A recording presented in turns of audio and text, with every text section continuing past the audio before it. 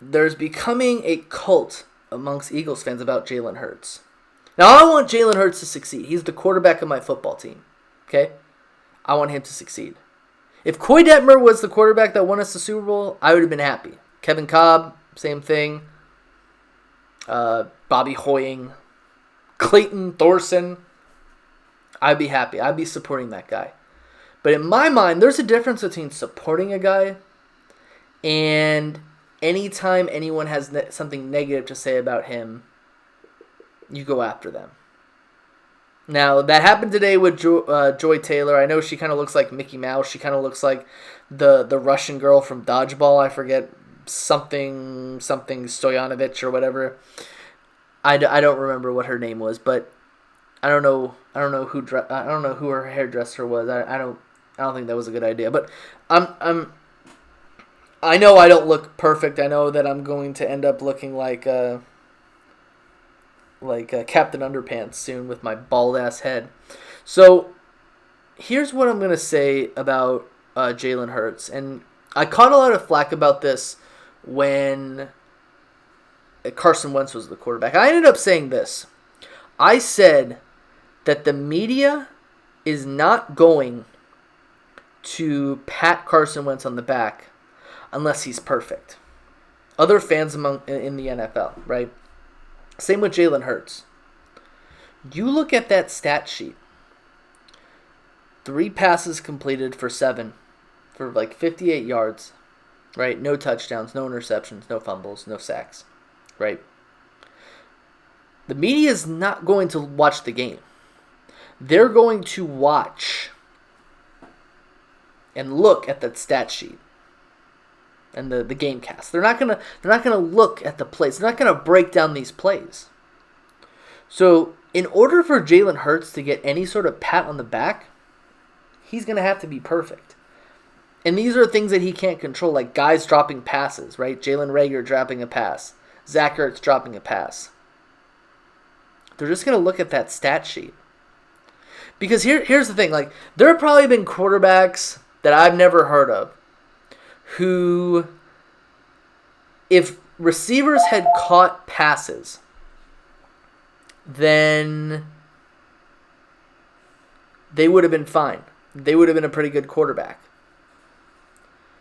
The thing about Jalen Hurts is that if the team doesn't do well, he fails. And I don't know if people are going to be able to take that. As a person, I'm looking at this in a situation where I'm like, I'm not attached to this dude. I want this dude to succeed, but if Joe Flacco's better than him, hell yeah, I'll be cheering for Joe Flacco too.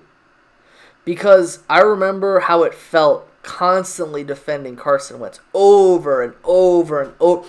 If Jalen Hurts ends up being like some sort of Patrick Mahomes, you won't see me, go to every person who says that Jalen Hurts sucks and try to have some kind of conversation and fight with them about it on Twitter. I'm not going to do it. And Eagles fans, you shouldn't do it either. You shouldn't do it either. If someone has something negative to say about Jalen Hurts, just leave him alone.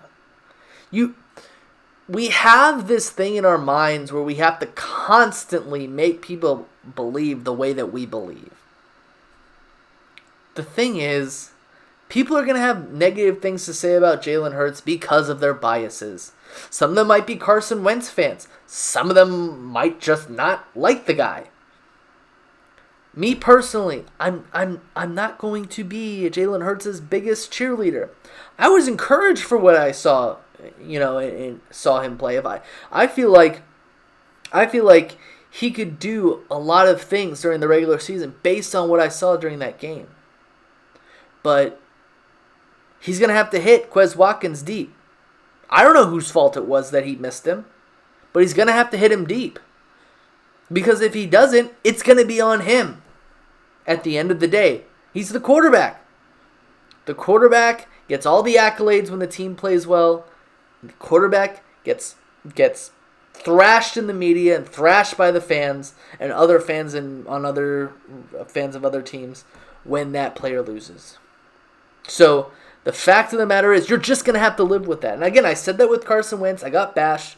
I was the one who said he wasn't elite back in 2018. People took offense to that. I'm fine with it. Because even to this day, I don't think he's elite. Do I think that a lot of people think that Jalen Hurts is amazing for no reason but the fact that he's the Eagles quarterback? Yeah, I do. I think it's irrational, personally. And I'm not afraid to say it. But at the same time, I'm not the one nitpicking every single thing that he does. Because Jalen Hurts, he's talking the talk. But can he walk the walk? And some of those plays that he made on Thursday in the football game against the Steelers, the preseason game, they were good. He did well. But on the other side of the spectrum, he's going to have to help clean everything up. Because again, no one's going to look back and be like, oh, Zach Ertz, he dropped that pass. That's why we have one of those incomplete passes. Oh, one of those passes was dropped by Jalen Reagor.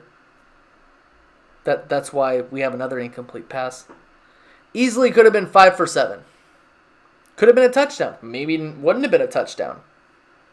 But at the end of the day, none of these people are looking at the game. They're not breaking down the game. The Skip Baylesses of the world. The Joy Taylors of the world. The Nick Wrights of the world. None of those guys are breaking plays down. They don't know how to do it. What? Who? They don't know how to do it.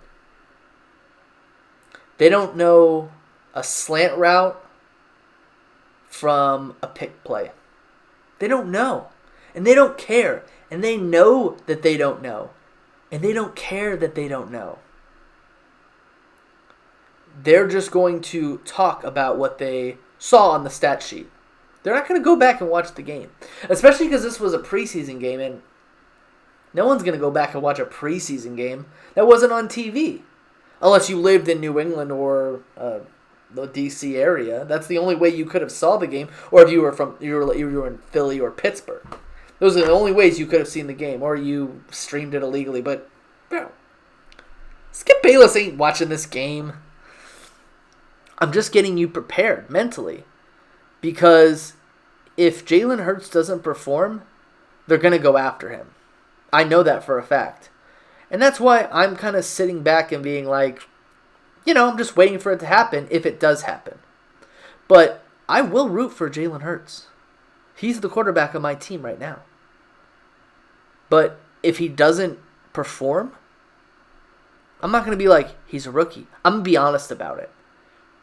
And I think the more you're honest about it, the more you're not part of that cult. Because again, he's talking the talk. He knows how to talk. He's a good talker. But can he perform?